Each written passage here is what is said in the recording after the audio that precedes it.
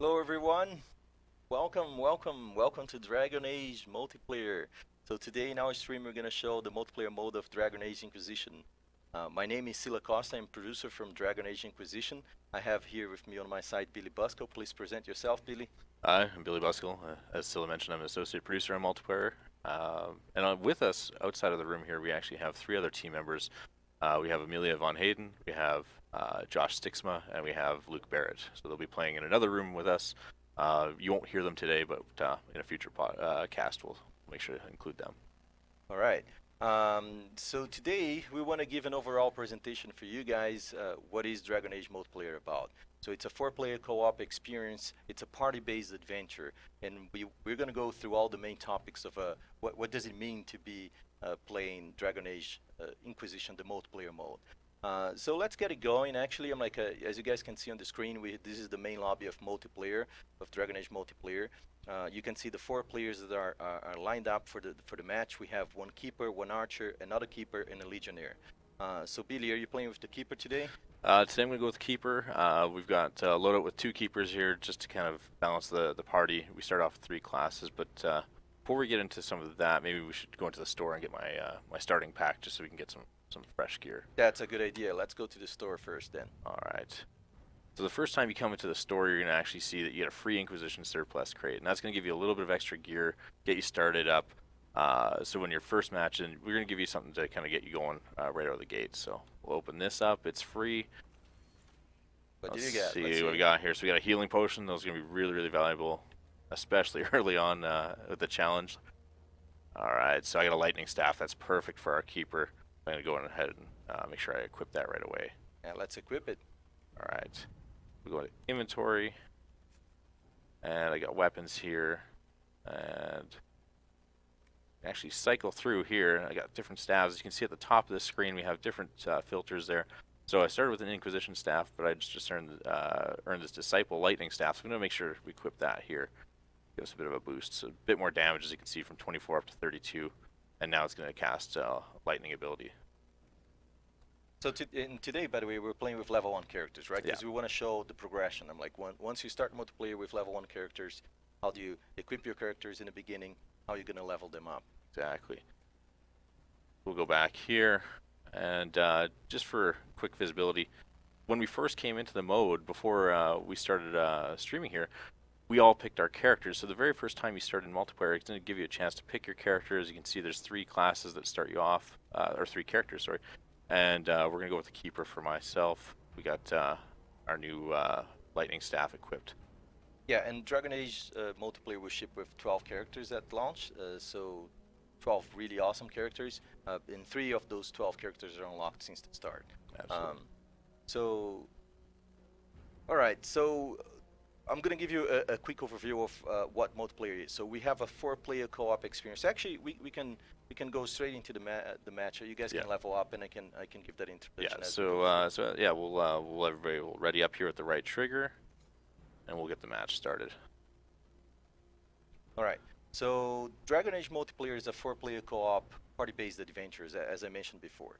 So that means that you have a party of 4 people, like let's say 4 friends playing together, and we have 12 characters available at launch: 4 mages, 4 warriors, and 4 rogues. So you can pick your character, and that's very important actually for Dragon Age multiplayer. You have to play as a team, so you have to pick a character that is going to help your party. So you can play 4 mages, for example, if you want, but it's going to be much more tough if you do so. So usually a balanced party would have like a warrior, a mage, and a rogue, at least one of each class. And usually one of the warriors is going to play the whole role of the tank.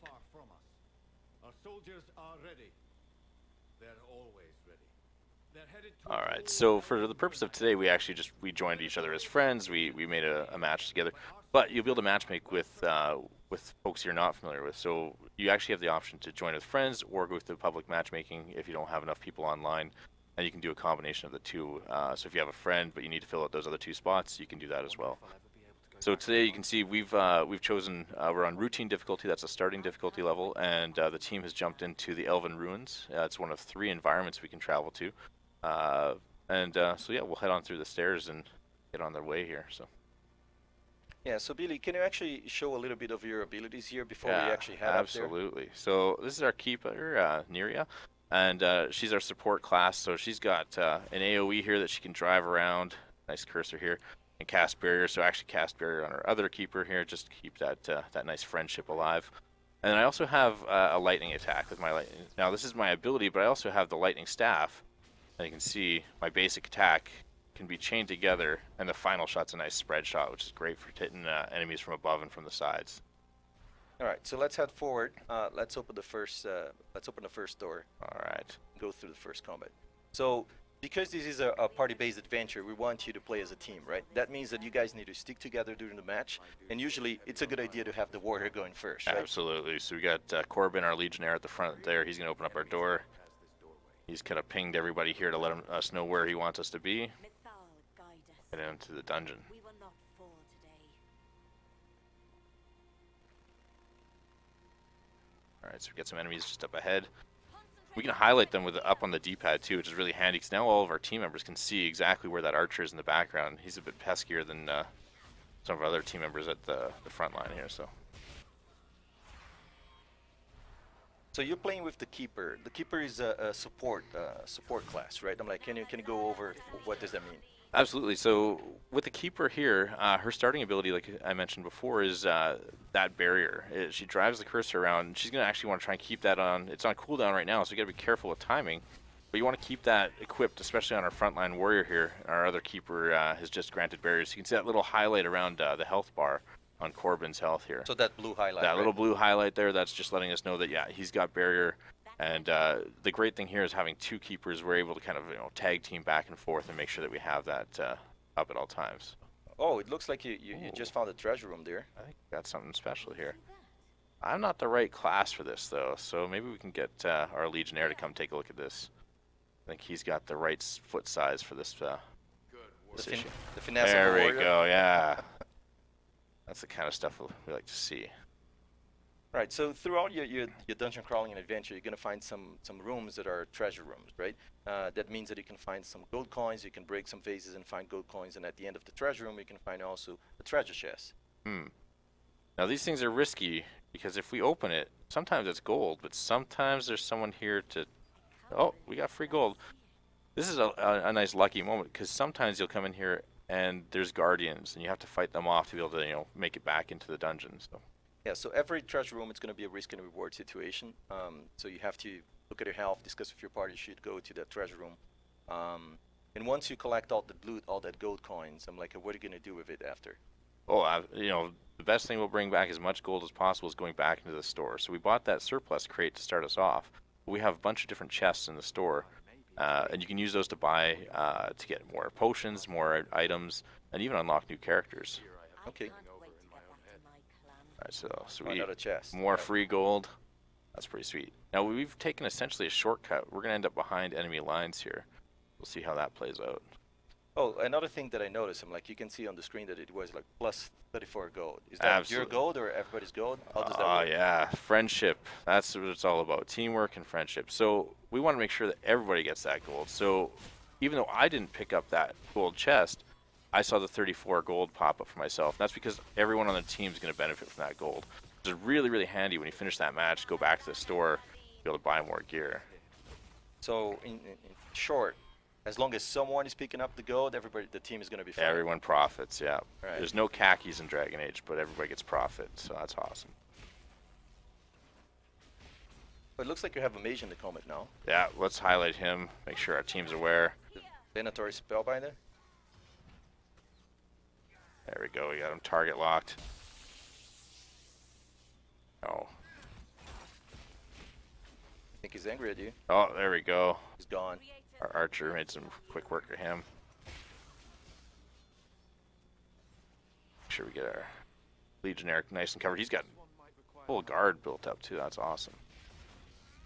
So he's playing really well, right? That's a tank. Absolutely, yeah. As a tank, going that role, you can see those armor chunks are built up on his health bar. And that lets him soak up even more damage for the team. Yeah, so as a tank, I'm like his main role, and that's important. I'm like, every time you have a tank in your party, he needs to be playing that role, right? He needs to be going in the front line. He needs to be attacking the enemies and generating aggro for himself. and as much as he can also generate guard for himself, so that he has that extra barrier. Absolutely, yeah. Yeah, he's our frontline defense essentially. We want to keep, you know, our archer, our two keepers who are a little bit more delicate further back, attacking from range.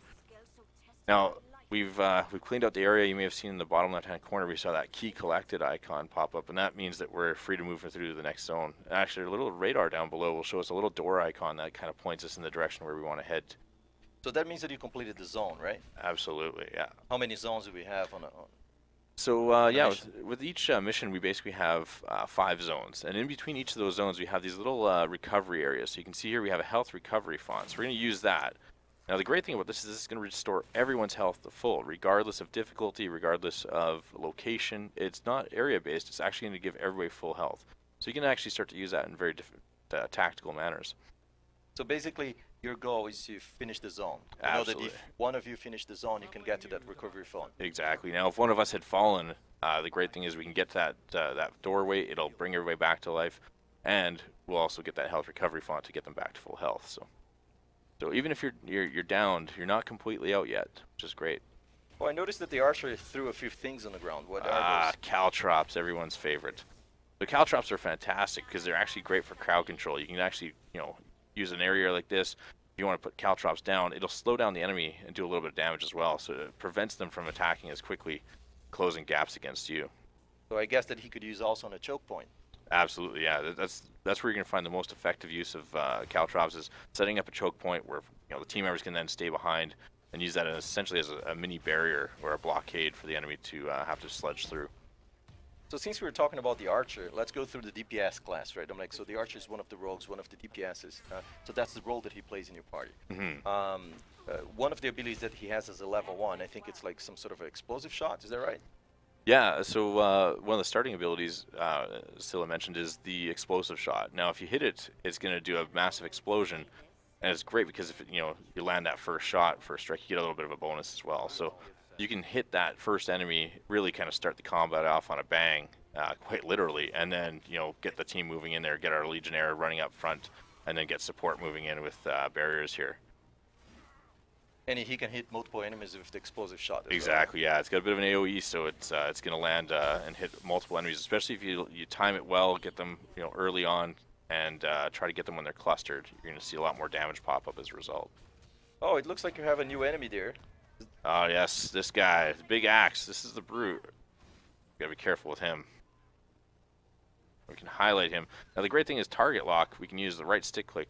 This is the Venatori brute. And you can see he had a bit more health. He's a level 4 character, so we gotta be a little bit more careful with him. He's got that big axe. Oh, someone is down. We got a team member down here. So what happens when you're down? You can crawl away, right? Yeah. Let's try to get there. And I'll try to revive. Now you can run up and press and hold A. As long as you have your friend targeted, you'll get them back up. And thankfully our other keeper here has gotten barrier on myself as we revived our team member, so we were nice and safe. Oh, I noticed also that once you revived, you got some XP. Absolutely, yeah. All about support, right? So we want to make sure that not just killing enemies, but there's support actions that you can do for your team. And those are rewarded as well. In fact, we've seen a lot of times where a match will finish and the people who are doing the most support actions are the ones who will come up with the highest score. So as long as you're playing the role, if you're playing as a tank, if you're generating aggro and hitting enemies or killing enemies, you're gonna get lots of XP as well, right? Absolutely, yeah. If you're playing the DPS, dealing damage and killing enemies, you're gonna get it. And if you're playing a support role, you're also gonna get DPS. XP for it. Yeah, and the great thing about that is even a class like our Legionnaire here, who's a warrior, but he's a tank. And so his support is going to come from blocking. So as he builds more of that guard, you're going to actually see he's going to get a lot more support XP as a result. I think he needs a barrier. Yeah, sorry, I'm slacking here. We had our first keeper get that first barrier, and actually our archer did a great job placing those caltrops to set up a choke point here for us. Oh, but we got a stalker here. He's our targeted enemy. Oh, I got to be very careful with him because he's got some blades. He's the two-bladed rogue of the Venatori faction. Gotta be careful with him. So. Yeah, we're playing here on the easiest difficulty, right? The routine difficulty. Well, yeah, and easy is an interesting word because yes, early on you're gonna find that this is gonna be a challenge. We're fairly experienced players here, but with level 1 characters, it will be very challenging your first few matches. We're gonna try and get some barrier here so we can stay alive. Oh, that mage just jumped behind us here. So you can see we got to watch for certain enemies that have the ability to teleport. Oh, I've dropped here. Oh, you down. Our other keeper here has jumped in, revived me. Now you can see I come back with some health, and the great thing is that if we can survive to the next doorway, we'll be able to get to the next health recovery font. I noticed some great team play there. Like, so the Legionnaire, he was using his shield wall ability to raise his shield and block all the arrows, while the other mage was actually reviving you. So he was Exactly. blocking the Yeah. attacks on you. Yeah, teamwork is going to be crucial for success in the multiplayer mode. We really wanted to stress the importance of your roles, making sure that everybody plays a role, everybody's contributing to the team. So we can see, there's our good Legionnaire here is pointing out some gold. We want to make sure to take that back. But you can see almost, great coordination will play a huge benefit for us as well. Now, with all that coordination, how do you guys... Now, obviously, we can't hear the party chat, but tell us a little bit about how you share that stuff on the different platforms with your teammates. What are your chat options?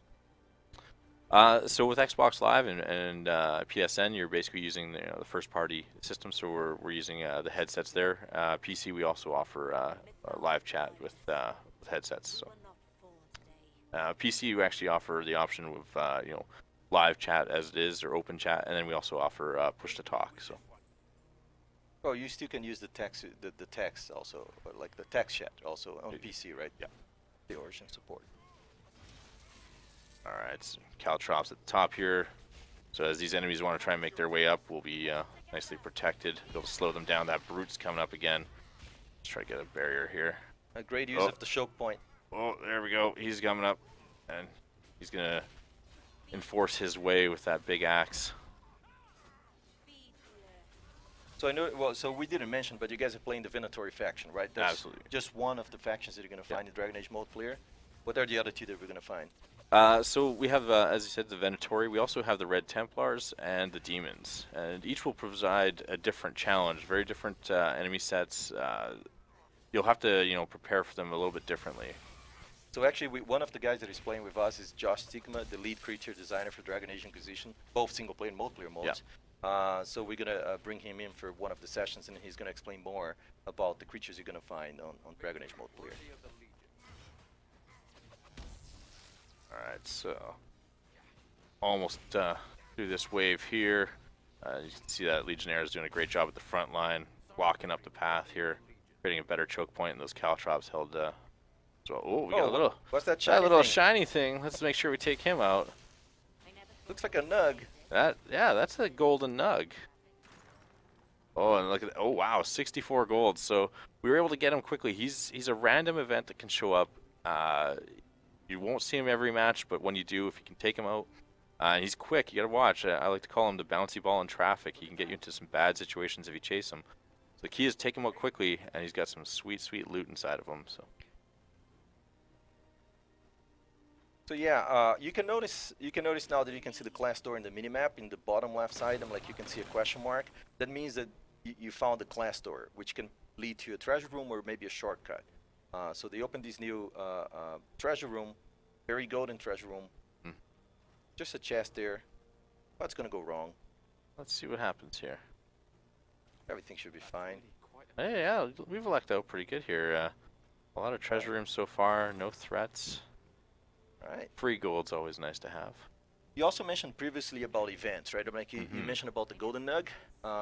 What kind of events we can also find through your dungeon crawling experience? Yeah, so within the 5 zones, we have a couple zones where events will occur, and that's where you're going to see different things. So actually, earlier on, we saw in the top right corner, there was a health bar specifically calling out one of the stalkers. That's the Venatori dual-bladed mage, or sorry, dual-bladed rogue, and he was a VIP target for us. He's another one right here, actually, up ahead here.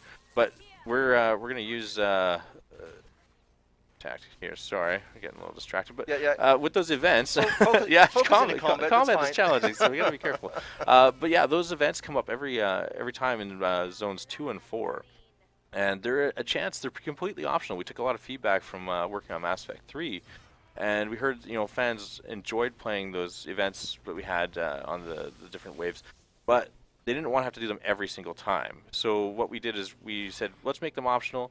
If you do them, you complete them, you're going to get some gold bonuses. That's awesome, because the more gold you bring back from a match, obviously you get to buy more in the store. But if you don't complete them, we'll let you continue on your way. So, and of course, it's all themed towards your mission as agents of the Inquisition. They all serve a purpose, essentially. So, it's the idea of that you're bringing back, scrolls. You're going to recover scrolls that are being burned by the enemy faction, or it might be, escorting a trooper that's come through, a captain, maybe a messenger that's gotten themselves into a sticky situation, and they're not really equipped for that.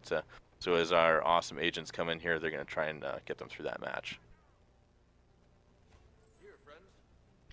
So one of the questions that we're receiving from our fans is how does that ties in with single player? So basically, Dragon Age multiplayer, the characters that you have in multiplayer, they're agents of the Inquisition. So think that in single player, you are the Inquisitor, and you have your army, your Inquisition army, and you're growing your army. And as you're doing that, you're going to have some missions that you can go through. But there are some minor missions that actually the Inquisitor doesn't go himself. So basically, he sends the agents of the Inquisitions to do it. And those are exactly the agents. Oh, it looks like we got a party wipe here. Oh, party wipe. So this is kind of what we were referring to with the challenge, just to kind of interrupt a bit. The challenge early on is level 1 characters is going to be very tough. We expect that. We really wanted to make sure that it has some legs. We want you to be able to work towards success. And so, we just encountered a stalker who went stealth. I saw him at the last second, but by the time I saw him, you could see he went for that jumping lunge, and he made good work of 2 blades directly to my chest. So I wasn't able to survive that. And it's a bit of a quick spiral after that. Once a team member falls, it can get pretty ugly pretty quickly. So we got to be very careful working as a team. So actually, you guys can see the end of the match screen. Here you can see that you got some abilities. Looks like you leveled up also. Yeah, absolutely. Now the great thing, kind of like we hinted at with the gold, is that it's shared across the whole team. But here we can also see, as each of our health bars filled up, it actually filled up the larger bar at the top. So we can go back here and we can see the total amount of XP earned, and it was shared across everybody. So we, for the team being successful, each team member provides a score of XP. That's great for personal pride. You feel like you get a bit of bragging rights with your friends. But at the end of the day, you all get that XP pooled back together, so you all succeed, you all progress, which is awesome. So, awesome work of our Legionnaire, our other Keeper, and our Archer meant that I got to level up to level 3 after one match. That was pretty cool. So. And I can see some medals there. What are those? Yeah, it looks like one of our other team members here got staff kills here. So, we'll see what here. And bow kills. So there's some medals that are going to be specific to each class. So example here, the bow kills is obviously our archer using a bow. Staff kills is our mages. So I didn't fare quite as well, but our other keeper was holding down, so that was awesome. Right, let's go back to the right. main menu. Now that you level up, what can you do? We see our gold. We got some challenges there. So let's go back to the lobby here, and we stay in the lobby. We stay as a party, which is great. So you can go and play multiple matches together. Without having to disband at the end of every match. This is really handy if you're playing with friends. You just party up, get into a lobby, we'll keep going. So, what? I leveled up. We can see a little star there. So let's go see what we want to put for abilities here. We got 2 different trees here. Primal Spirit. We got Protection. Protection's obviously more support. Primal Spirit's a little bit more aggressive. So because we have 2 mages here, 2 keepers, we could actually choose to either go both protection. We can have 1 go protection, 1 go primal spirit, go a little more aggressive. I'm gonna try and go a little more aggressive because I like using a few more of the attacks there. So we can see here one of my starting abilities is chain lightning. I've got 2 points. I can either choose to go into arcing surge, which is the upgrade for the chain lightning, or you can see down here we have different different abilities.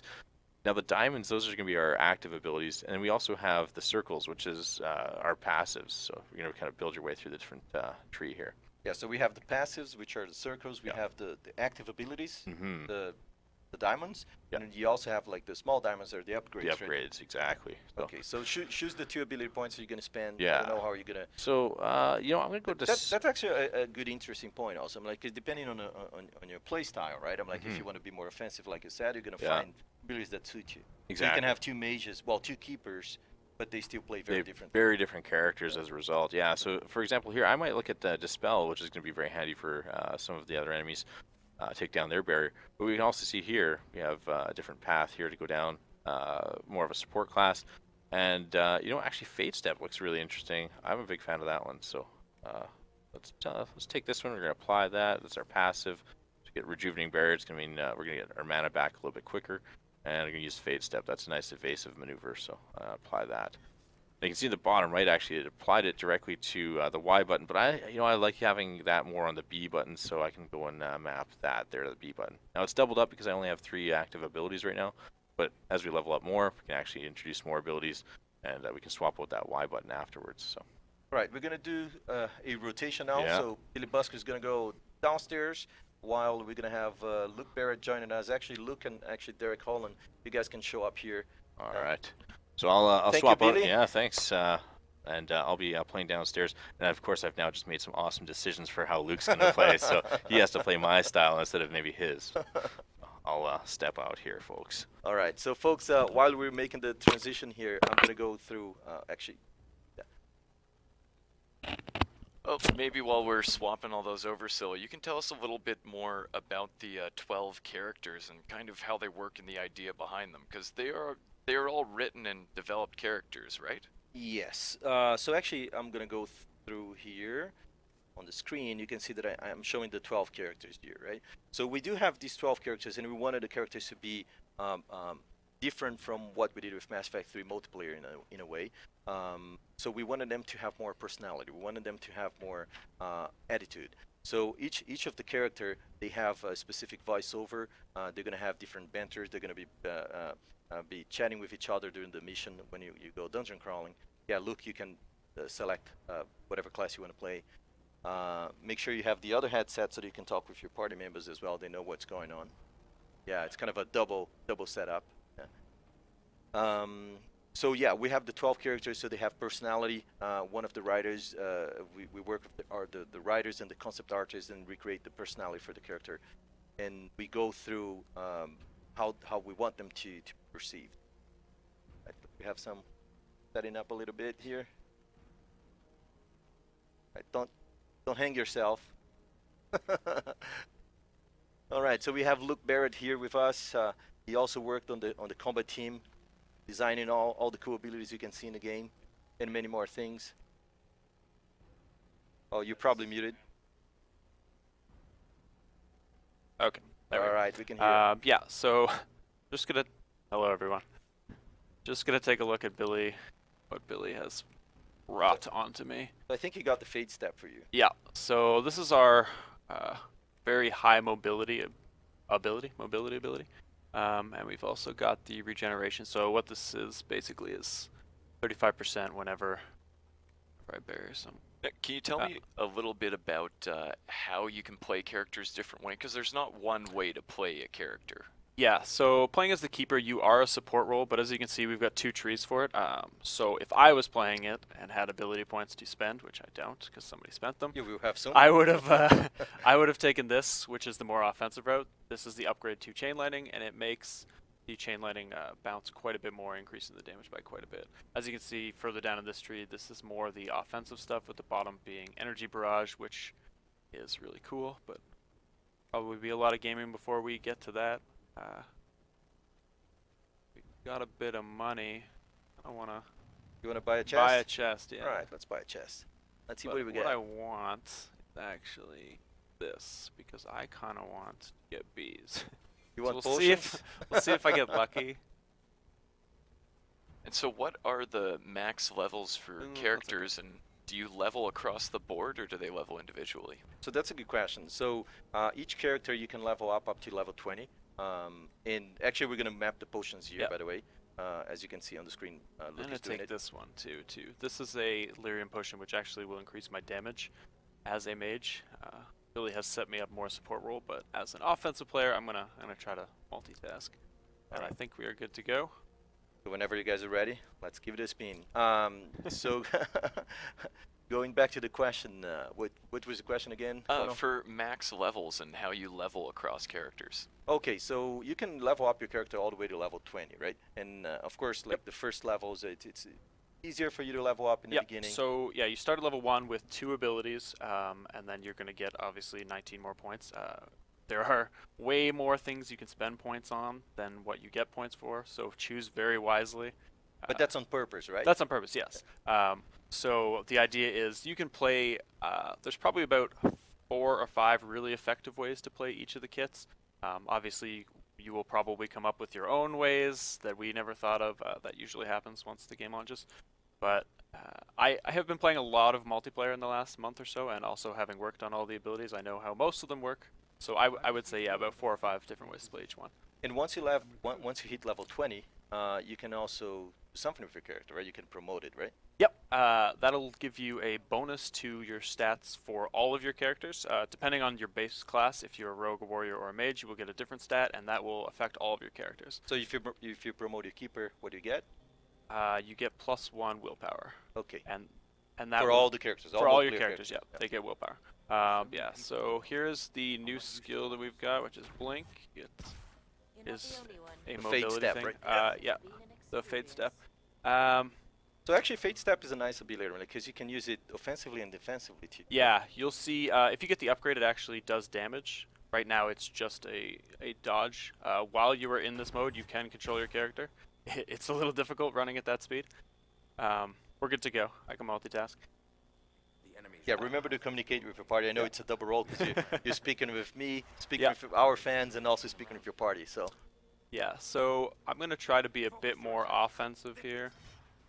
So the chain lightning ability basically will bounce off. Let's see if you can show it. Yeah, so you can see it's hitting 2 guys there. I usually like to use this to actually get into better offensive positions, but it makes me a little more vulnerable. So hopefully my team can I noticed you did a compensate. combo also. What does that mean? Like right trigger? What did you do there? So this is, if you, on the end of the basic attack chain, you will get the, let's see if I can show you. Oh, we'll get a guy with it. You get the multi-hit. That is only at the very end of the attack chain, so you basically get a payoff for holding the basic attack a bit longer. So you can Us- you can choose to attack like once once Yeah, by once, so- but you can also like yeah, press and hold, right? Yeah, it's easier, well, for me to hold it, but yeah, you can mash it if you want, hold it a bit and mash it. We've got branching between actions I've never had my skills so done tested. pretty well, so all of those things flow very smoothly depending how you want to play. Throw a barrier here. Now I also notice you guys have 2 mages in this party. Is there a set party composition you have to have? Do I have to have a warrior? You can play this with 4 of the same class if you really want. Some are more advantageous than others. You will ideally want to have one of each of the base classes of warrior, mage, and rogue, only because we have all of these treasure doors, and they usually contain really cool stuff. And there is one for each class, so. But there's not just one style of warrior, right? Nope. There No. is a one-handed warrior, a two-handed warrior, as well as a one-handed, two-handed rogue. We've got offense and defense-based things. We've got. And when you add the abilities also. I'm like, Yeah, you exactly. can And have even within those, there's the offensive two-handed warrior, the defensive two-handed warrior. These got mages that do support. See if I can beat them to this wall. Yeah. Now, right now, you guys are a low level, so obviously you're playing on easy, which isn't that easy. But if we up the difficulty and play on a harder Those thing, guys. what rewards do you get for that? The higher the difficulty you go, the more gold and more or better items you get. Additionally, oh man, the sorry, spiders are always scary. These doors are especially bad if anyone has arachnophobia, because you never know until you open the door if it's going to be a vat full of spiders. But yeah, so the higher difficulties change the difficulty quite a bit. You'll see each wave gets a little harder. So the higher we go, I'll show you when I get to the next wave that the level of the creatures will be up by 1. But it's just Remarkable. more money. Here we go. So one of the earlier questions it was about the relation between single player and multiplayer. So the multiplayer mode is completely optional for Dragon Age Inquisition. I'm like, play it if you want. Yep. If you don't like multiplayer, that's fine. And if you do play multiplayer, the economies are separate between single player and multiplayer. That's important to mention that. So you can play your single player 100+ hour campaign and have your economy there, but the multiplayer economy doesn't transfer to single player and vice versa. So all the gold that you acquire here, all the potions you have, they're related with multiplayer. and vice versa for single player. Yeah, and one of the things to note too is all of the abilities that you're seeing here in multiplayer are actually single player ones as well. We have done a very good job of having abilities that work really well in team scenarios as well as, in a single player campaign. So combat is very similar. I think that the, Yeah. the tactical cam is the big difference, right? Yes, exactly. We have no tactical cam. You get to play this in. It turns up the pace quite a bit in multiplayer, which plays for this, or plays to this game style, I should say. Yeah, so sometimes in the treasure room, I'm like, you're gonna find more than gold. I was waiting for that to happen. It is a random possibility, so you don't know. Sometimes you just get gold. Sometimes you're gonna find enemies also when you open a chest, and sometimes you're gonna find some cool items. Let's wait for the opportunity. Let's see if one of the treasure rooms is gonna show them. So you guys suggested that there were no tactical cam in multiplayer. How do you have tactics in our multiplayer session? So the tactics are, instead of pausing the game, going into the overhead view and saying you go here, you do this, you cast this ability, you have to actually coordinate with your teammates and say, hey, person who's playing the warrior, please don't abandon me and let me die horribly. Please block off this choke point. That's use voice chat for that. Hopefully you are playing with friends or friendly people on the internet. Sometimes the internet is a scary place. And you can use also the D-pad also, right? I'm like, Yeah, this is my there's target. callouts for, there's a thank you, you can do a defend here, there's attack my target is one of the more handy ones of shit. And do you need 4 people to start a match, or can you try to go crazy solo? You can play it solo, you will not do well. It's gonna be hard on purpose. Yeah, it is designed to play with 4. 3 is probably what I would recommend if you want to go with the most minimal. But yeah, definitely 4 with the best experience. It's balanced around having 4 people, so. We wanted to be a party-based adventure, right? Yeah. We wanted to be a team. Yeah, and I should team mention, experience. with all of the abilities that use this targeting mode, you can cancel it at any time. Good point. And then it won't take a resource, which is handy. Treasure room. It also goes through your character pretty well. And there is a max range to it too, so you can't just drive around the level and explore. Do we have a new question? No? Right. Open chest. Let's see what's going to happen. Alright, so hopefully You guys have been lucky yeah, today. we keep our lucky streak and not get enemies. Oh. Alright. So sometimes when you Gonna open a run away. chest, you're going to find some enemies that are Yeah, so defending this the one chest. is an arcane horror. He is one of our undead guys. He does mostly spirit damage and is very scary. Oh And he my. teleports all the time. Yeah, and he teleports all the time. So if you are a melee, this fight is a little bit difficult. Try to dodge this stuff. Just noticing I'm slacking on casting barrier on everybody. So if anyone dies, it is definitely my fault. That is actually a good point. I'm like, you can definitely notice in Dragon Age multiplayer when one of the team members is not clear his Yeah. role, it kind of affects the party like right there, right? Yeah, if our archer was not casting caltrops in doorways and basically providing a little bit of suppression and doing enough damage, you would notice, and like I am doing, if our keeper is not doing enough barriering, people will start dying. Should be noted that, just because we are using a barrier-based keeper, you can play it without it. Given the 3 classes that we have, it would be a bit tricky, but there are other classes that are based around evasion or dots or even lifesteal, with things like Reaver abilities. I love playing with the Reaver. Yeah, the Reaver is really fun. So Hopefully the we get to Reaver is show the that at some two-handed other warrior, time. right? Yep. Yeah, and it is based around blood and damage and violence. How many characters do we start with, and how do we get more? So you start with 3 characters unlocked, and as you progress through, I'm like, as you play the game, you're gonna get gold coins, and with the gold coins, you're gonna buy some chests. So you can luckily get one of the characters when you buy a chest. You can get the armor. If you're very lucky. Yeah, you can get the armor that unlocks that character. Another way that you can do it is also that you can craft the armor for the specific character that you want to unlock. So if I want to play with the Reaver, the two-handed warrior, so I can get a lot of items, I can salvage all those items, basically melt them, Yep. and I'm going to get crafting materials out of it. And with the crafting materials, I can create the armor for the Reaver. And once And- I have that armor, then I unlock The materials reserve. you need are relative to the class you're trying to unlock too. So if you want to be unlocking a mage-based class, oh boy, you will be wanting to melt down. So there's a lot more than just gold and interest. Oh yes, definitely. And another important thing, like since we're talking about the economy, let's say that Luke is playing with a keeper and he wants to level up his keeper all the way to level 20, but he got like a sword or an axe or a hammer, Yes. anything like that.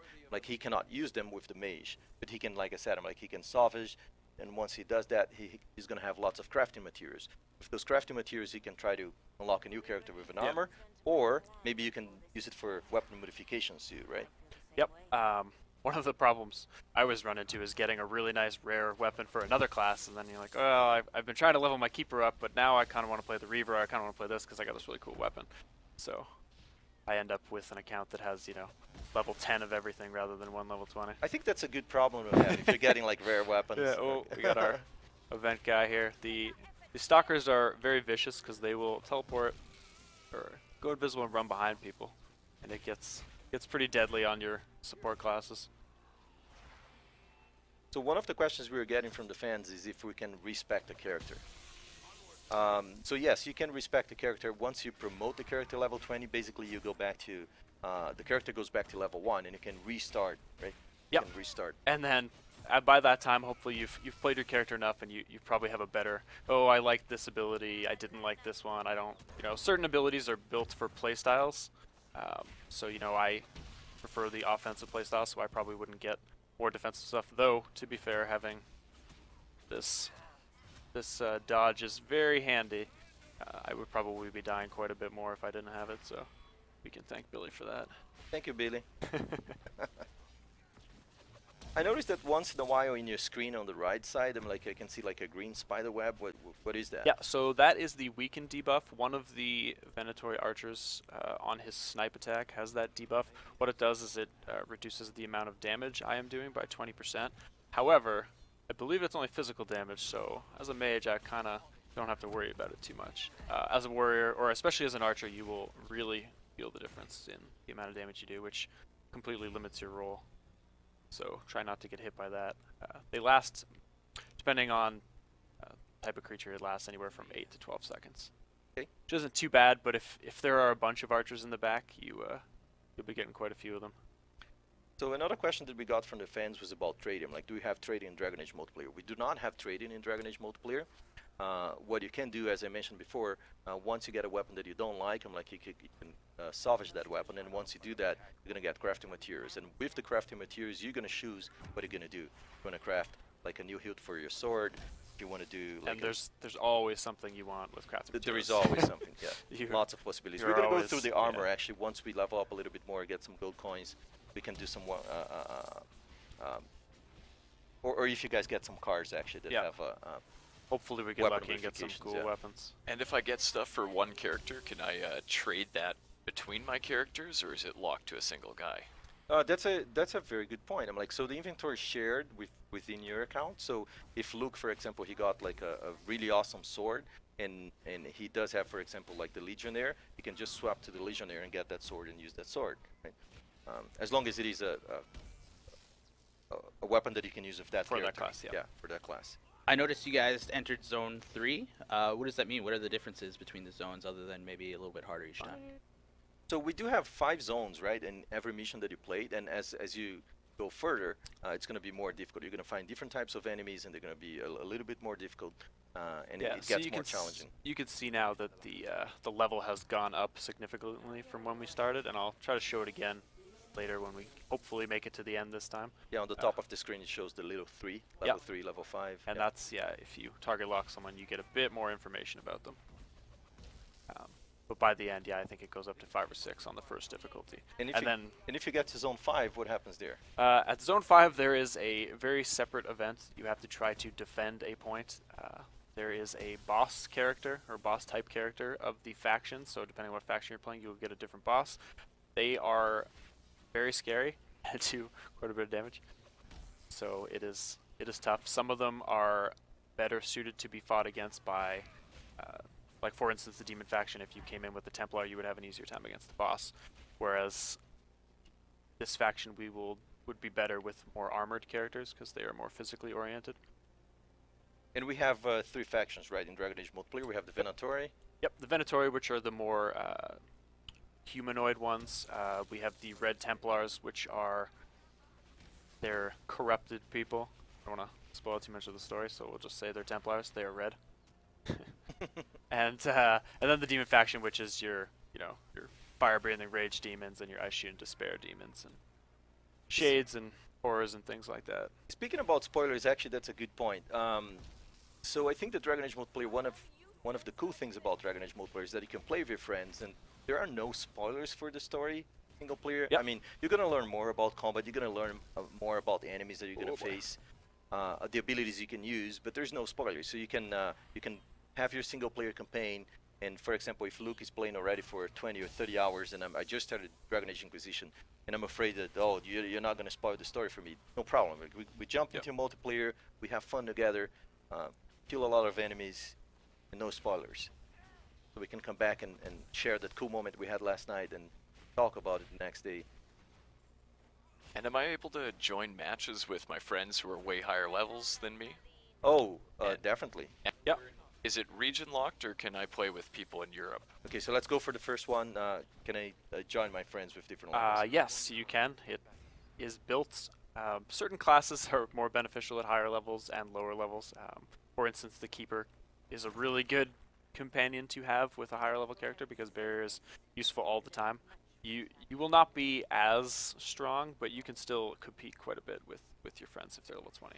And even at level 20, you can still die in routine. Like if you were level 20 and you tried to play this by yourself, if you are not paying attention, don't have the right gear, or picked really ridiculous abilities, you will die. It is not a cakewalk at that point. Could we say that the gear plays a bigger role than the level of the character? Yes. The gear is probably the most important aspect of it. The weapons you're using are very close second because the damage that all of your abilities do are based on the weapon you are using. So, oh boy. Oh, stalker right behind you. Save me. These guys are not fun when you're playing a mage. They have a tendency to disappear from the tank and appear behind the mages and kill them. And it looks like we've got a defensive mission here. We are defending this fellow, the Inquisition captain. Yep. Not really sure why he has ventured into this terrible place, but we will try to get him out as best we can. He was lost. Yeah. You guys are saving him. He took a wrong turn somewhere. Oh, and also the other question was related if you could play with people from different regions. Yes, you can. If you're here in North America and you want to play with someone in Europe, you can. So, of course, the matchmaking system is going to try to find people that are closer to you, that have a better ping, so you're going to have a better experience when you quick match. But if you want, you have friends, you can just send him an invite, and you can join a match with him wherever he is in the world. Of course, the lower the ping, the better the experience, as any multiplayer game. Yeah, I should mention, let's see if I can get it here. So sometimes you'll see these words popping up, like shocked there or blocked. A lot of our status effects, like debuffs basically, will come up as text. They are fairly important. I don't know if we have an ability to do a legitimate combo. No, I we don't don't. think we have I yet, don't think we yeah. have the things. But there are combinations of skills to pull off. I find it easier to do in multiplayer than in single player. So when you we can explain it, right? Yeah, You can freeze so someone. The combo system is basically the easiest way to explain it is if you have a hard crowd control ability like a freeze or a paralyze, you can then combo it up with something that really is a more impactful attack, like a really strong sword or shield bash or something like that, and that will perform a combo. The effects of that combo are dependent on, one, the starting ability that you use. So if I use freeze and then hit with a warrior shield slam, it will be different than if I hit with sleep and then hit with a shield slam, for instance. So that's another cool thing, because it also requires a little bit of communication, right? If you want to do a combo, you can say that you're gonna try to freeze the enemy, and you freeze the enemy, Yeah. and the Just tank can try- kind of shatter him to pieces. Try not to put the Revenant in front of this archer. The guy you're defending has probably why he's in this dungeon, has a tendency to get himself into trouble and run right up into a sword for some reason. He's not very smart. Yeah, as an archer, he should be more Yeah, ranged. he should be more red, but That's why you need to defend him yeah, that's why you need to defend him. from himself. Yes, but I was going to say the debuff that I do have here is the shocked one, and what that does is it actually drops the resistance to fire, lightning, and cold on this Revenant by 20%, which is pretty handy because we have 2 mages here. So that doesn't stack, just in case somebody's going to ask that question. All right. So now that you defeated the enemy, you can open the Hooray. chest. And maybe get an item this time. If you guys Oh, get gold. lucky. We're not Not an getting item lucky now. today. Yeah, sometimes you're gonna find an item. So basically, a card is gonna pop up, Yep. and you're gonna see. You can even see if it's a rare item, right? You can see the Yep. the border It'll of the show color. you the board of it. A nice thing to note too is when one person gets an item, I believe every single person gets an item as well. They may not be of Yep. the same rarity. They though, may not be of the same rarity, and which is definitely always not the comical. same item. Because also. then when you get a blue, you get to say, "Yay, I got a blue," and everyone else says, "Oh, I only got a common one." Though the common ones are really nice, depending if you're trying to unlock a new class. Oh, someone is This- down. Yeah, this is where it's gonna start getting harder. What are we? Ooh, okay, we got enough barrier here. My barrier is up in about 5 seconds. Cooldowns on abilities are vary from. I think the shortest one is 2 seconds on. Oh boy, Uh-oh. I think that guy was still alive. 2 seconds. This is a lightning mage, so this guy's a lightning mage, and I basically do no damage to him as a lightning user. Barrier here. Certain creatures, the resistances on creatures is mostly intuitive. The rage demon that is made of fire does not take damage from fire. The creatures that are made of lightning do not take damage from lightning. So you talked about, your cooldowns, but what about the mana or stamina for your character? Yeah, so right now it's not too much of a problem with only 3 abilities. Also, one of my abilities has a very long cooldown, so I usually have enough to regenerate. But if you're playing an archer, I find it happens the fastest is you'll be real excited and get your first 4 abilities as offensive abilities, but then you'll start finding that you're stamina gated, so you can't just spray all of your abilities the whole time. You gotta use them very tactically. So you There- need to keep an eye on the mana and the stamina. Yep. And one thing to note then is it regens fairly quick, but Billy actually got the mana regeneration rate on it, so it's actually regenerating 35% faster, which is a good pickup. Thank you, Billy. Yeah. But not so good as more lightning damage, right? Yeah. I still would have taken the lightning damage, but Now, is there different clothing and armor we can have for the characters, and does that affect their appearance?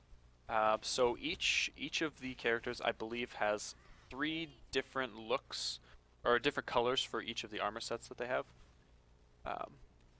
And then when you get higher level, there is a stronger. Oh, I was hoping the tank would save me. Stray arrows got through. I got barrier once I get up. Nope. Yes. Oh, good. This is not going well. Looking like a party wipe. We need to get this ball of archers away. They're all clustered. Good for some shock Oh. damage. Forgot I put this on. This is gonna let me poison things. And So with I all get of- 3 attacks with poison here. With all of Oh. you guys, I guess, close to death now, Oh, crawl around the. Oh. might be a good time to explain a little bit how health works in multiplayer. Yeah. So every character has a set amount of health. The warriors have more than the rogues, and then the mages have the least amount. Every time you level up, you will get a bit more health. There is no ability in multiplayer that can heal you, so you have to rely on either the health potions you have, which you can only bring a maximum of 2 of, or you have to rely on someone casting barrier on you or generating guard yourself. Or getting as a to the end warrior. of the zone. Or Also. getting to the end of the zone, yes, to heal up. That is. So if, as a tip, if you are close to the end and you're low on health, you probably want to risk it and not use your health potions because they're very vital.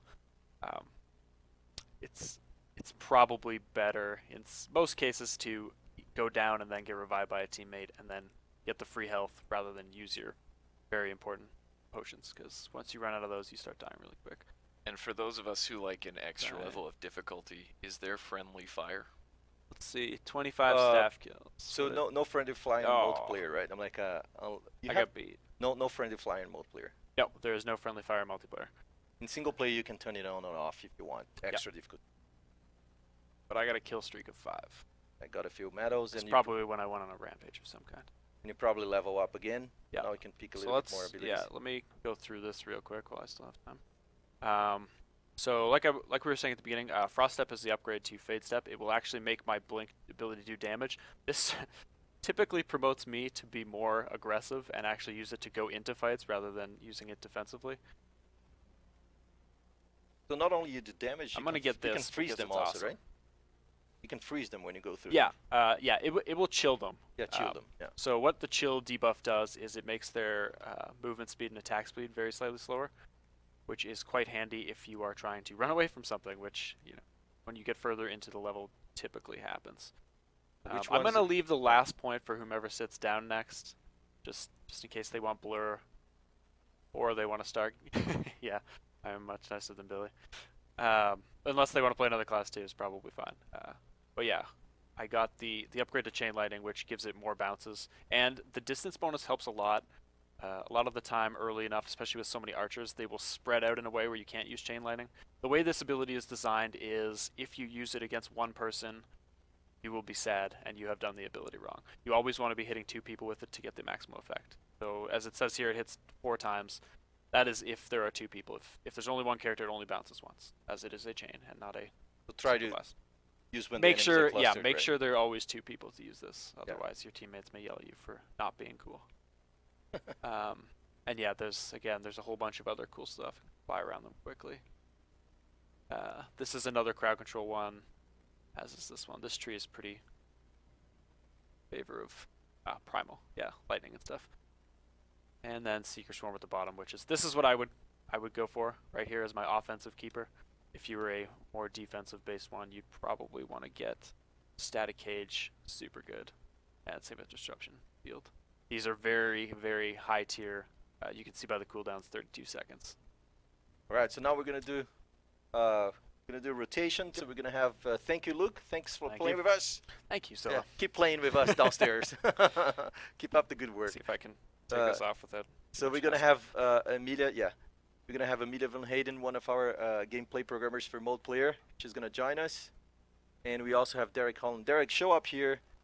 Only if you brought the hat. Yeah. So Derek, this is live.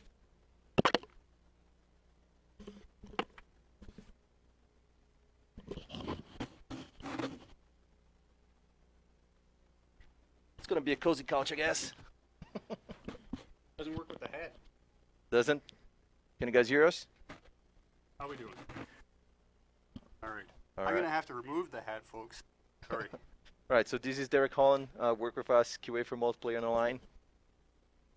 And we have Amelia. Amelia, please take a seat. I We're gonna guess we get can really all cozy 3 here. seat here. Oh yeah, it's a 3-seater. Love seat. Yay.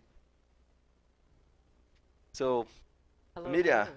you're gonna play with the mage? I am. I was doing some fantastic legionnaring downstairs. Oh yes, you but did really well as a tank. Now that's in Mr. Luke's hands. Let's see. Let's see. Do you have enough go to? Well, actually, you have 1 ability point you spend. So, I'm personally a fan of Fade Step, and we've already got that. that's good. Elementalist is my favorite mage. They have rockets, and there's no rockets on. Let's go with Mind Blast for clean burn. Yeah, clean burn first, then the mind blast. And I want some potions because I think we need to get some bees. These are always good. I like. I know Luke tried for some, but I think my luck is better. Let's see your luck. Rock armor, healing potion, Years of the Dead, Ah, and the mighty offensive tonic. No bees. Better luck next time. roll again.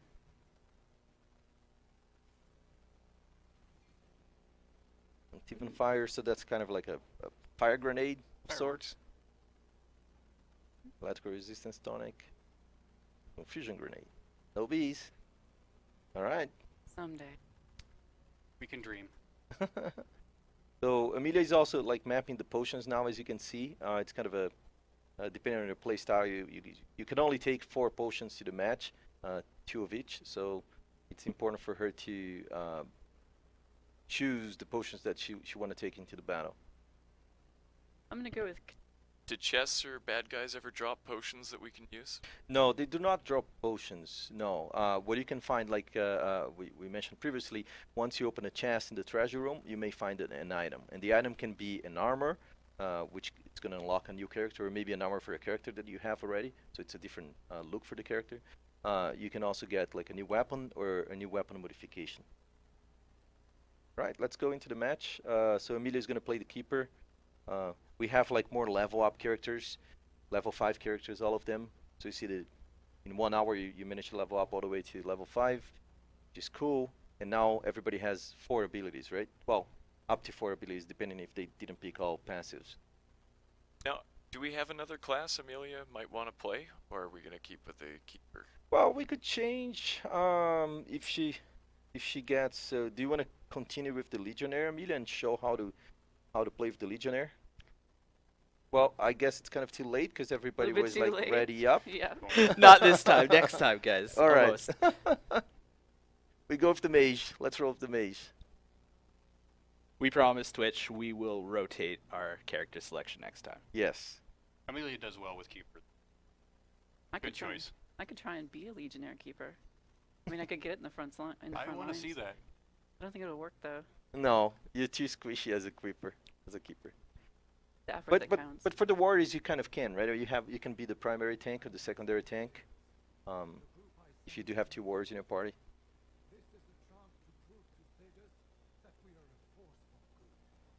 So I feel like even if we don't beat the match, you know, we've bonded as a team, and we've grown as human beings. So it's not so bad. I'm gonna change my settings really quick because I play the right way. Now, And- one thing Oh. that I don't know if people have managed to hear, but if we had the volume a lot louder, they probably would, is there's actually banter between the players. So can you talk to me a little bit about how, like, these characters actually have personalities? It was written by Cheryl Chi. Yeah, they do have lots of personality. Actually, Cheryl did a great job writing the characters and their personality, putting lots of that personality when you're in the match. You can see them; they talk to each other. Like for example, the Legionnaire, he comes from the deep roads. He's more polite kind of a guy. You're gonna have the Reaver. She's much more aggressive and she wants to take control of everything. Some of the mages, I don't know why they have a big ego, right? So you're gonna see that in the match as well. And it can be funny also if you have 2 of the same mages, like 2 keepers or 2 elementalists in the same party. You're gonna see them making jokes with each other, or making compliments to each other. Elementalist comes preloaded with all the sass, and that is why he's the best mage, And that is why Amelia likes the Elementalist. obviously.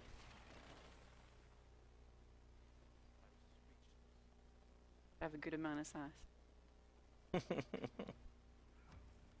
So in the minimap, we didn't explain it before, but if you see the red dots in the minimap, like you can look in the bottom left corner, like you see the arrows or the dots, those are the enemies. All the golden icons are objectives for you, so it may be like the final final area for the zone, which is the banner that you can see there. The golden dots are your friends, where your friends are. And sometimes you're going to see a question mark, which is a treasure room, or if it is an event, it's a diamond, golden diamond. And just a little note that it's kind of handy that to have some of those shortcut routes as well, where you can actually use them strategically to flank the enemy times too. That all depends on how confident you are. Usually opening up a shortcut leads to a very quick death. Yeah. And depending on who is opening up that shortcut, that is true. Hmm. Amelia, actually, you worked a lot in the HUD as well, right? I'm like, do you want to talk a little bit about the things you did on the HUD? And Yeah, there's some little details you might not notice right away. So if you look at the health bars, there's little black pips on each of the individual party members' health bars, and that shows kind of like the maximum health. The more health you have, the more pips you have. So you know, as you level up and you prestige your characters, your character stats will go up, and eventually you'll get more pips. And that's a really good way to easily, at a glance, tell which characters are beefier than others. so if you look at the warrior, even in like right now, you can see the warriors. You can see that they have more peeps, right? Hmm. Like the Legionnaire, for example. Yep. So it kind of gives you an idea that it's a bad thing for the mage to be in the front, basically. Yep. Another thing that was suggested by Grant, our lead designer, which was I actually really liked, was there's little colored borders around the portraits on each player, and that kind of lets them stand out. And those are assigned to your slot in the lobby. So like the blue icon outline or the orange icon outline, those are preset, but it really helps them stand out. So who is this guy right here? What's going on? The Inquisition informant. So we've been sent into this tomb by the Inquisition to kind of extract this guy. He got lost in here informing some evildoers, I guess. And so we've got to escort him to a safe place. And I noticed Fade Step, one of my personal favorite abilities in this whole game for sure, is an escape ability that kind of every character is usually given a gap closing or a gap escaping ability, right? Yep, and so that's the interesting thing is you've got kind of a choice in gameplay there. So like if you're a person who really likes mobility and really likes to dodge and sort of line of sight people, like you can use one of your 4 ability slots for dodge because it's on the tree and everyone has an ability like that. But if you don't really feel like that's necessary, you don't have to pick it. Nice barrier. Nice barrier. Yeah, the barrier actually works on the informant as well, which is really cool. Yep. And you can put the barrier on yourself also, right? Yep. And I don't know if we explained it already, but if I barrier someone else and they take damage, I get support XP for that. So if you notice at the end, when the leaderboards are ticking up, the support classes who aren't doing a lot of damage still compete with the amount of XP that they've given to the team because supporting counts just as much as knocking people's teeth out. And for people who don't know, how does the barrier work? Does it make you invincible, or what does it do? So barrier applies, it's sort of like temporary health. You can see that I've just applied a barrier to myself and I've got that blue bar. It ticks down pretty quickly over time if it's not used up. And then each time I take a hit, it also takes a little bit out of that bar. Instead of your health bar. Instead of the health bar, that's right. And you can apply certain different upgrades to the barrier to make it last longer. Or one of the really cool passives is that when you drop below a certain amount of health, you get an instant barrier, so it's sort of like a last chance. I've always said all summer long at all the events we've gone to, that barrier is one of the most important abilities we have. But It it's is. really one of those abilities you need to coordinate with your team to kind of use effectively. It definitely needs some coordination. So the person playing the keeper always need, of course, that's hard to show in the stream, but needs to be looking at the cooldown of the barrier, so that as soon as she has a barrier available and there is a fight, I'm like, she's gonna put the barrier on the tank. Yeah, I'm So- not paying too much attention to it because we've got 2. True, you have 2 mages, so one can be more offensive, right? So we're kind of getting swarmed here, and that's kind of like we talked about earlier. We took a shortcut, and you know, it was nice because it was shorter, but there was a ton of enemies. Luckily, we're level 5 now, and we've got some pretty nice abilities. So, Or you got bonus gold because you completed the event. You saved the informant, right? yep, he lives to inform another day. And are there any kind of executions or team combats or team combos in this? There are combos. I think Lou talked about them briefly, Yeah. but basically there's a number of different spells that interact. So if a mage freezes someone and Guardian smashes them, for instance, you'll get a Shatter combo. And there's a couple different combos like that you can pull off. So if you communicate with your friends and you build a party comp that's combo focused, you can really pull off a bunch of that stuff. And there's challenges based on that. Oh, Nug, yeah. Treasure Nug. Very important. Oh yeah, the challenges. I'm like, we haven't mentioned about the challenges at all, actually. Yeah, so if you really like combos and you're a fan of challenges, oh my. Uh-oh, it's gonna be tough. Good timing on the barrier. Then you can actually gain a couple of challenges. And maybe, Scylla, do you want to talk about like the rewards from challenges? Oh yeah, so we do have more than 200 challenges available at launch for Dragon Age multiplayer, and all types of challenges. So some are going to be class specific, like for example for the mage. If let's say for example if you kill like 50 people with your staff, you get you complete one challenge, but you have it's a tier challenge, right? You may have like 5 tiers. So once you keep going on the challenge and you complete, let's say, the tier 3 of that challenge, then you may get a reward. The reward can be, for example, a new icon that you can use on your match. So instead of having like a face portrait, maybe it's going to be a different one related with the Dragon Age franchise. You can have also like a new banner that you're going to put in the lobby. So let's say that you're an awesome mage and you're going to have an awesome mage banner, and you can put that on the lobby. It's going to show up for the other players in the lobby. So those are some of the rewards that you can get. And we Or also gonna bragging rights. yeah, bragging rights basically. And we're also gonna bring to Dragon Age multiplayer. We're gonna bring the weekend challenges. So every weekend we're gonna have like a different challenge that is gonna be for you as an individual and also for the community. So we're gonna say, okay, so if the community, for example, kills I don't know like 1 million brutes, let's say Venatori brutes, then everybody's gonna get like a special chest for that weekend challenge. So we're gonna use the full challenge system for that. So since you guys have 2 keepers here, are you able to stack your barriers at all? You can, but the cooldowns make it so that you can't infinitely stack barrier, because not only does it tick down on its own, but generally you're taking damage. But Usually it's a better strategy to Tag team it. tag Yeah. team. So once one barrier goes down, the other keeper goes and Yeah. throw the barrier. And so you can try all kinds of crazy combinations of classes, but you'll find that a balanced party will fare much better. So, like we've played, 4 Legionnaires and 4 Keepers, and you can kind of plot along and get far and have some fun there, but you're not going to do as well as if you have a balanced party. You'll certainly Well, miss out a balanced party of good players, right? Yeah, well, I mean, good players is always required, but You'll certainly miss out on some of the treasure rooms as well, since some of those doors are class specific. so the other thing that might not be so apparent is that so for people who like movement, people who like combat rolls and all that kind of stuff, you can also sprint. You might not be able to tell because it's kind of a small animation blend, but if I'm walking here and I click sprint, you'll see that I get a little bit of an extra pace. And so that helps you when you've left combat or you're running screaming from a Venatori brute. Or you can just fade step. Oh, it looks like you guys are splitting up, or no? Yeah, right. Someone is slow. Must be the Legionnaire. Yeah. Splitting the party always works in horror movies. That's exactly. Yes. I think that smoke right there was a stalker. Could Oh. be. Yep. Oh god. Good call. Yeah, he can ruin your day. Which is actually a good thing, since you notice. I'm like the enemies also have some sort of a telling, right? I'm like you can see when they're about to attack or if they're about to show up. If you pay attention, though. Yeah, there's a lot of get the term now, but yeah, Oh, they forecast their attacks. Yeah. looks like you get some aggro, Amelia. That's cool. I'm a Group of legionnaire. archer? Yes, you are. I'm a legionnaire keeper. I'm cool.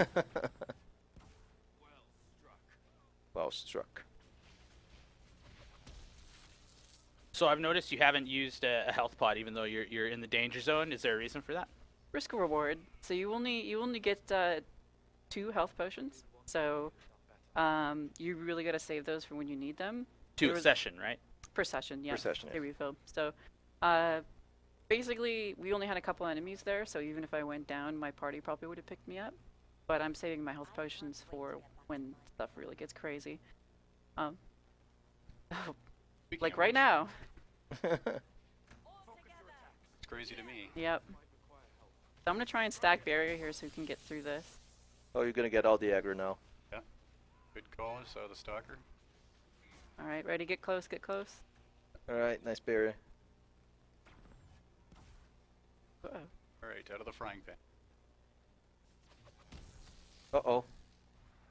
Too deep This maybe. could Looks like- spell danger for our keeper. Nope.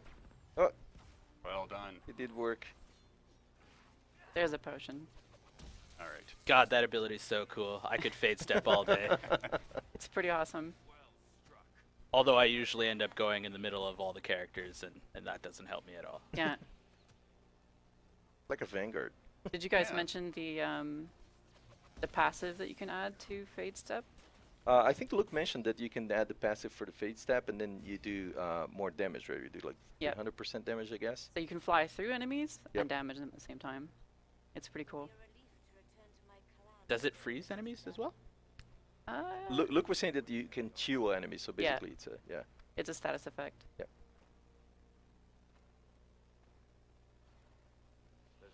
All right, zone number 4. You guys get in there. Yep. When we I had- believe you can get to zone 5. Let's see. I believe we're a team. We're bonding. We're Let's human go, beings. guys. Let's do it. So when yep. Yeah. You see that they are tracking the enemy upstairs so that they can deal with 1 or 2 enemies at a time. Divide and conquer. Excellent strategy. So when we took multiplayer out to a couple different conventions and had players play, it was a big deal to get somebody to wave 5. Like there was a couple of teams that did it, and they worked well together, and it was really cool. But they had level 7 characters. Yep. And we're level 5 here, so hopefully we can do it, but we'll see. Yeah, we have as Amelia was saying, like we went to PAX in Seattle, and we also went to EGX in the UK in London, and we had pretty much like 8 teams. During 4 days, we had 8 teams at PAX and 8 teams at the EGX that actually managed to finish the Zone 5, defeat the boss. But they had, everybody had a level 7 character. Yeah, and that was really cool because a number of teams that actually ended up beating it, like they waited in line multiple times to play the game, and that was a couple-hour wait, and that was really cool to see the enthusiasm and eventually their victory. So Yeah, people were really excited there. Patrick was with us. Yeah, it's pretty amazing between how many people we went through. Like, we don't make it easy for them. These are a challenge. You really do have to work together as a team. I know you guys aren't seeing it right now, but communication is a key for a lot of these successful runs. Yep. And whenever you guys finally do get to the end, is there a big bad last boss you got to face off against? Yep. That's Yep. usually the thing, is that you gain power to the point to where you can make it to wave 5, but you can't get past the guy at the end. There's usually a boss there. It's we call them commanders. So each faction is a commander, and usually you feel like you're doing pretty well, and then they show up and everybody gets wrecked. And they can be deceiving also, right? He's kind of a slow, let's say for example, the Venatori. Hmm. So the commander is kind of like a slow-moving guy, kind of, he doesn't look that tough Until he swings the sword. until he swings Yep. his sword. You don't want to make it mad. Oh no, I think I aggroed a second group. Uh-oh, yes. uh-oh. Thank Fade Step for that. You're pulling a Patrick strategy now. Don't you dare talk bad about Fade Step. Oh, they're controlling the choke point. Let's see. Dealing 1 by 1. So if you really wanted to, and you weren't the nicest teammate, can you Leroy Jenkins everyone? Oh yeah. Oh, sure you can. Yeah, it's a teamwork-based game, and if you're not working as a team, I highly recommend that for lessons learned. yes. Oh, nice barrier. And there's no friendly damage, right? Like that lightning is never going to strike your teammates. Nope. Yeah, no friendly fire. So you see that they're playing like really well together. I'm like, they're sticking there at the choke point. And then Amelia just like goes straight there and That was Shock the them best all. lightning strike ever. Like I said, I'm an aggro mage, so I don't like to sit in the back. I like to keep the aggression, All right. The Aggro Legionnaire Keeper. because I'm a keeper. Oh, Get the stalker. Oh, here he goes. Oh yeah, he just disappeared. And he's a boss this time. So he's a little bigger, a little tougher. Because you can surprise them too. Like you can fade step into the middle, and everybody's like, "What?" And then you just run away. Yeah. Or die. Uh-oh. Good It's Oh, nice of you to accept all those arrows on their behalf. I'm tanking. you definitely are. I'm the off tank.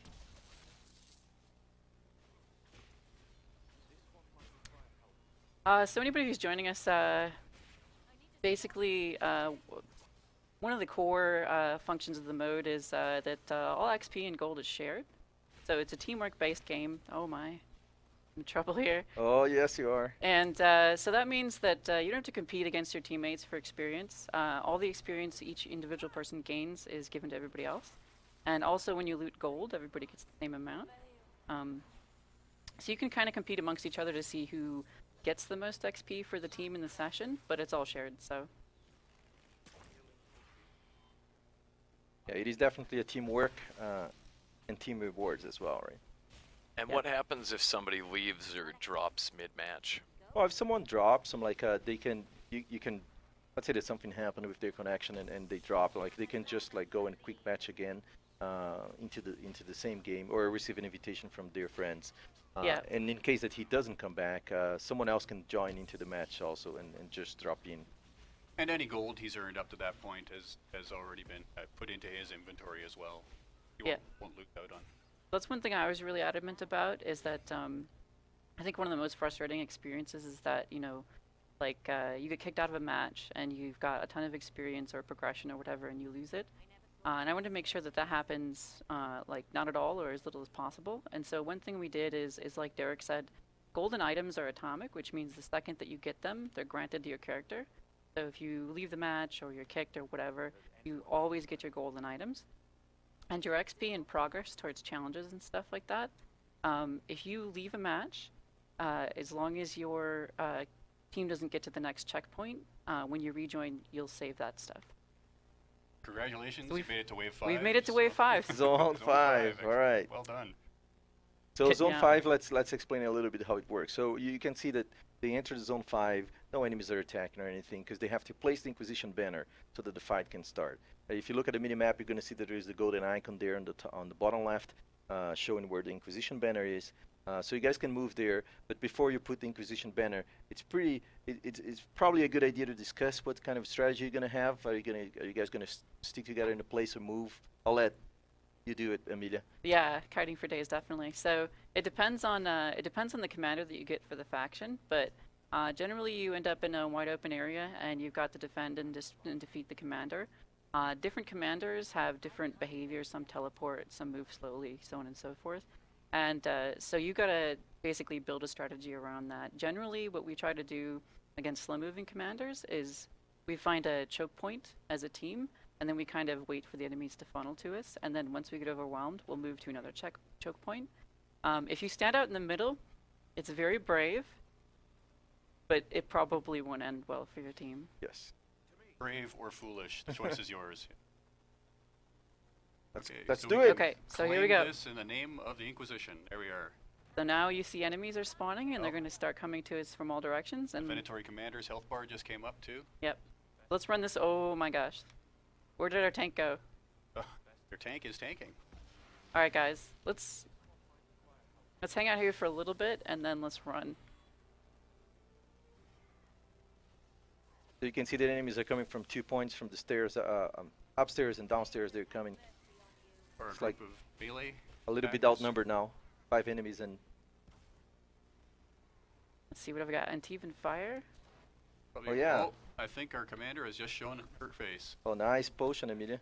Yeah. Even fire. Oh, there she There is. she is.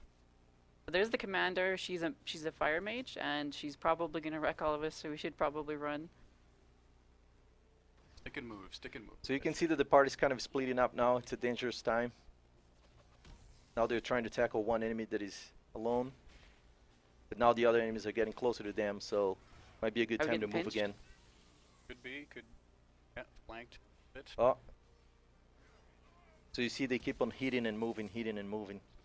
Someone coming up behind you on your right.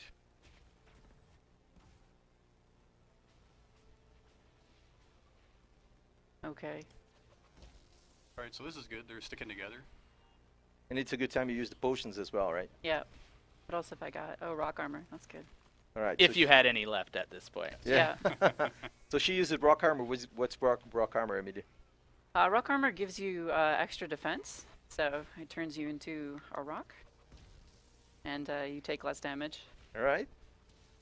Not literally a rock. Literally, look at me Oh, on the literally? statue. Excellent. Moving statue. I feel like we're getting cornered here. Oh, yeah. Kel- Uh-oh. Getting tricky. Nice movement from the party. You see that the Legionnaire kind of like moves a little bit, attacks a little bit. And the range characters, the DPS characters are trying to keep the range. Uh-oh. It should be mentioned that our other 3 devs are in the same room, and they're probably doing a lot of this teamwork that we're talking about. Oh, they definitely are. Absolutely. Amelia are can working probably hear us and them, so. hmm That's why I've been sort of like nodding to people who don't exist. Let's go this way. Mm-hmm. Yeah. Mhm, yeah, we can do that. Are you out of health potions? Uh-oh. That Luke on tank right now? Yep, Luke on tank. Tank's Okay. down. Tank's down. Uh-oh. Does anybody have stealth to revive him? No. There's no assassins in this party, I believe. No rogues. No assassins yet. Really? Come on. Should have planned ahead for that. Alright, I'm gonna get him. That sounds. Legionnaire Keeper. Decisions were made. All right. He's back. Time to move, guys. Right. Well, you're still Follow keeping me. it together. Good.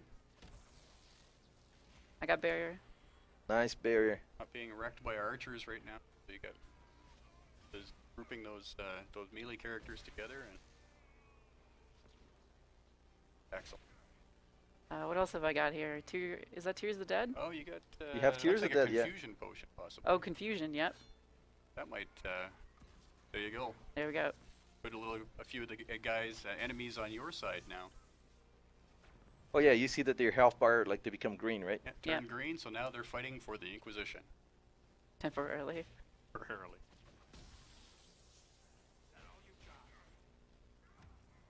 Right, we're going. Let's see if we can do it. Oh no. Oh, one is down. Wrecked. Okay. If only I had fade stepped. Maybe this guy'll save me. Mister, please. No, No. it's not. No. Looks two up. Oh, the tank is being swarmed. Could be another sad day for the Inquisition. So actually, Amelia, what happens if you don't get revived on time? So you get revived. We go into a spectator-like mode called the fade mode, and you can kind of push an inspector around and kind of scout for your team and see the enemy stats and stuff like that. This looks like a tough fight. Everybody's low on health now. Yeah. Barely keeping together. Oh, they're all clustered. Buster, oh, good time for lightning strike. Oh. Oh, That just, man. That's that was gotta brutal. hurt. I'm gonna make it. Please, sir. Yeah. Spare a health potion, sir. So how many times can you actually die before you go to the fade mode, Amelia? Three times. Oh, maybe this friendly mage will save me. Oh yeah. I know my archer got me. The archer, yeah. I definitely shouldn't teleport back into the fight. No, definitely should not.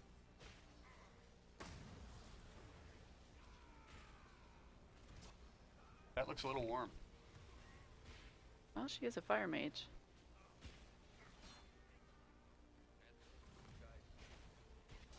There we go. Oh, So, I've just entered the fade. So when your friends enter the fade, they can no longer be revived, and all of the enemies get a damage buff. So it's even harder for my friends now. And so I can kind of push myself around here and spectate, but I can also scout because I can highlight the enemies, and I can see their different stats and weaknesses. So, for instance, this brute here, he's got his guard up. Venatory Commander, she is immune to fear, sleep, paralyzed, and physical effects. Which is pretty rough. Provide intelligence from the fade. I can. And from in the fade, you can actually ask your friends to come to a point if you are scouting and you want them to come somewhere. And you can also target enemies. So if you think they should attack the brute, you can highlight them and say, come get this guy. And all of your friends will see that. and they can still hear you, right? So you can talk with them. Yeah, so you can talk them through it. You just can't affect the physical world anymore in any way. And if that was like zone, let's say zone 2 or zone 3, you could come back, right? Yeah, so when your friends hit a checkpoint at an airlock, it will revive everybody in the fade. So that kind of prevents you from being outside of the session for a good long while. It does, yeah. So you won't be. So if you die and you go to the fade in the first wave, which would be really hard, you won't be out for the whole game. So guys, we're finishing up our streaming session today. We went all the way to zone 5. The next session we're gonna bring like different characters and different level of characters so that we can show different strategies, maybe a Reaver, maybe a Necromancer. You guys can send your ideas, you can tweet to us and tell us what you want to see in the next section for multiplayer. So thanks a lot for everybody that joined us, that watched us. Thanks Amelia, Billy, Josh Stixma, Luke, and also Derek Holland. Thanks to all of you. Thanks for watching, everybody. Thanks, everyone. Take care.